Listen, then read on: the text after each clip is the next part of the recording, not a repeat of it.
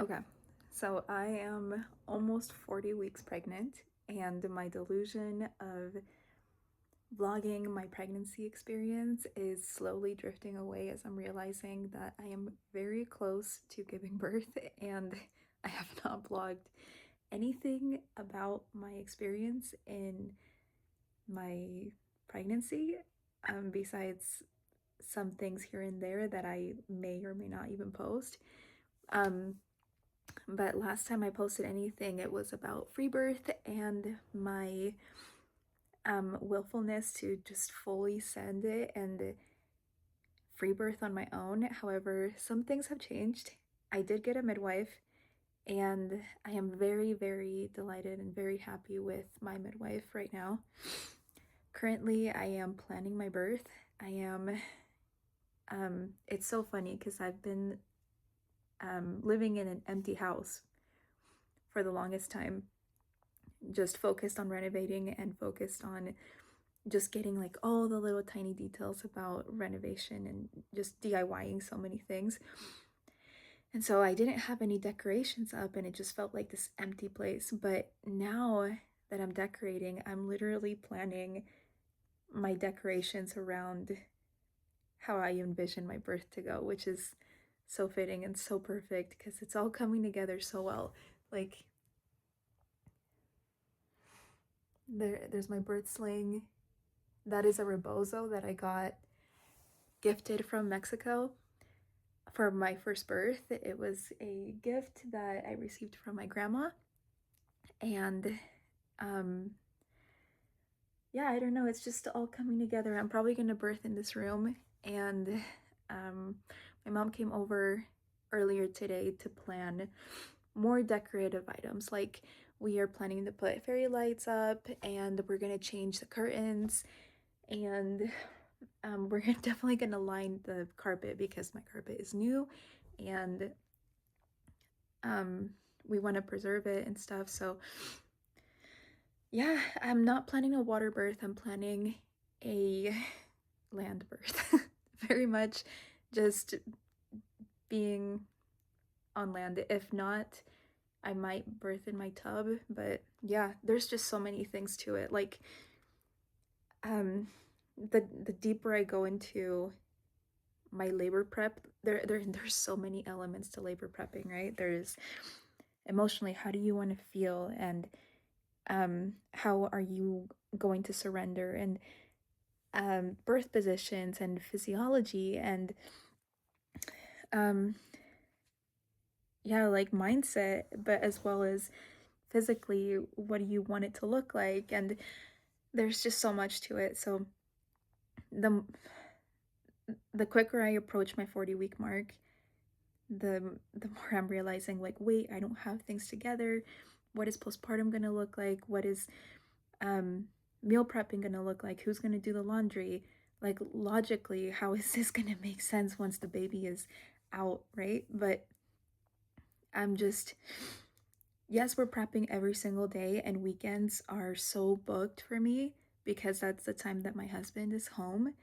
But um yeah, like if we don't have it all together by the time the baby comes, I'm not fighting it. I'm happy.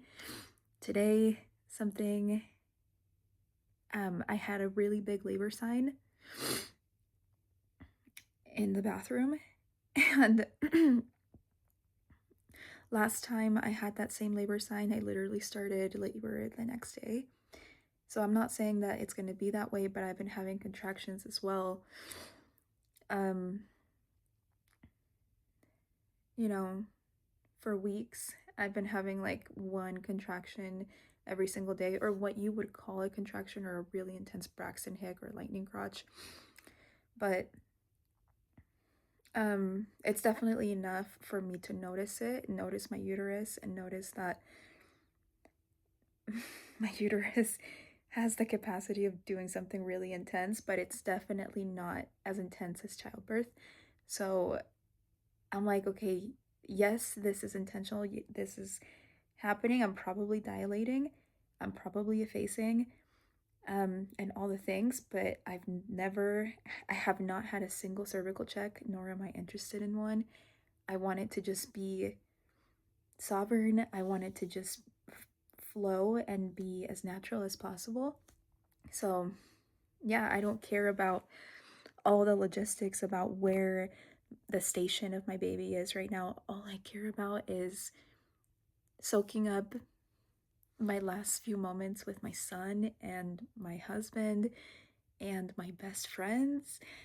I've been like boosted and just overflowing with oxytocin. It's amazing. I've been um hanging out with friends daily and just connecting and like I don't know, just existing together. Like me and my one of my best friends went to her house and she was meal prepping and there was chaos in the kitchen and I helped her clean her kitchen and at the same time I made myself lunch and I made my son lunch while she was prepping food for her baby and prepping food for a friend of hers and we were just like chatting, talking about birth, talking about our faith um and a day before that I went and hung out with a prior doula client who I had a really potent birth experience with her and you know, now that it's been a couple of months, we got together and we rekindled and, you know, talked about birth and motherhood and babies and toddlers and potty training. And it's just really special, you know. Um, I've also been reaching out to just people that have been on my mind and I've been journaling a lot. Also, really healing my my relationship with my mom. I've been her and I have gotten so close and I recently discovered a term while pregnant. Um it's called um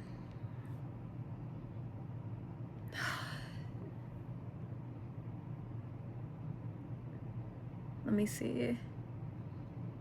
It's not karmic. It's quantum healing.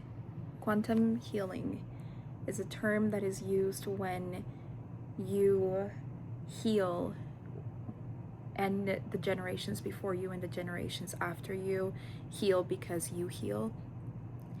And um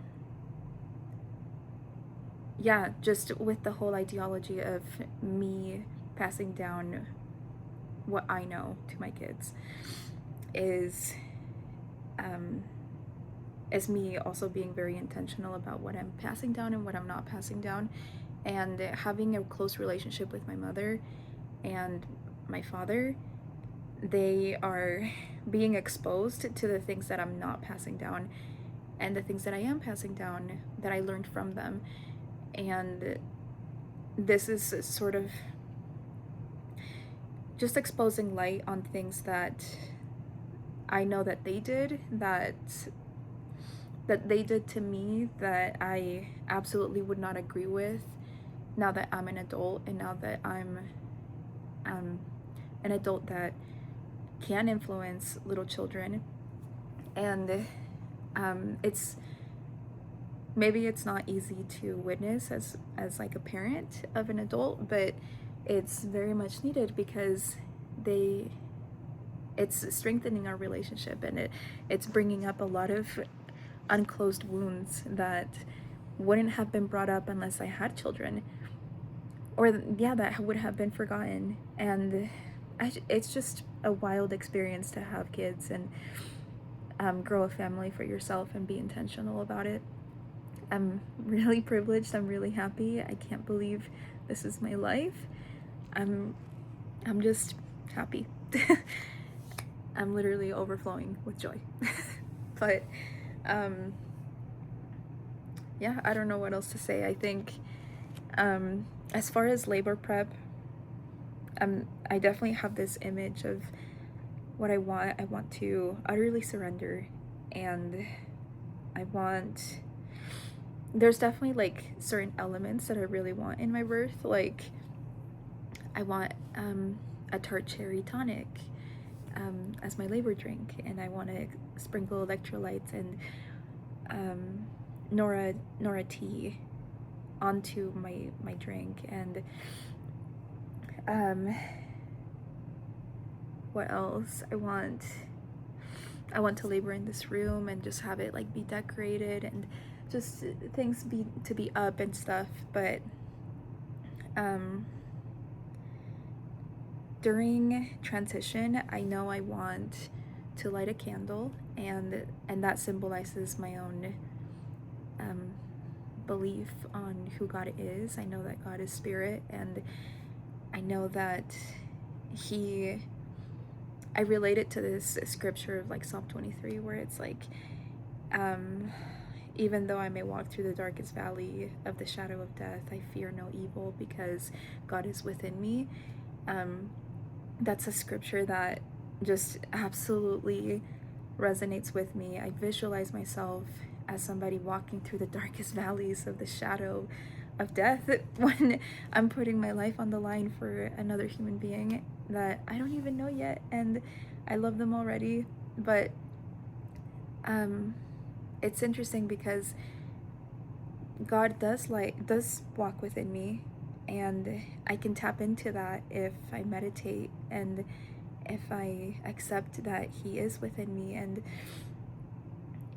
even though I'm going into labor alone, and yes, there might be people surrounding me, supporting me, loving me, and being there for me, at the end of the day, nobody's gonna go through this experience but me.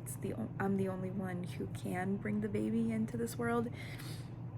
Um, I've been doing my best to take care of myself mentally as much as possible. But during that moment, I know that there's going to be so many moments of weakness and turmoil and doubt and fear, but there should be no fear, and that I want to practice the idea of no fear because God is with me. And He's really the only one that can be with me. So even though there might be people supporting me and surrounding me, God is the only one that can be with me through what a woman can go through during child labor. But yeah, I mean that's just like more philosophical and more yeah. Um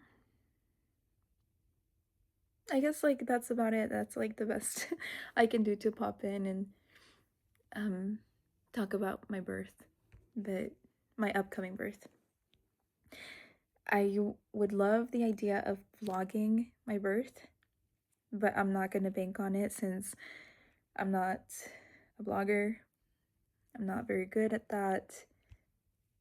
Um, I might ask one of my midwives to record beauties about it, but I'm not going to bank that it's going to be pretty and like Instagram worthy or YouTube worthy.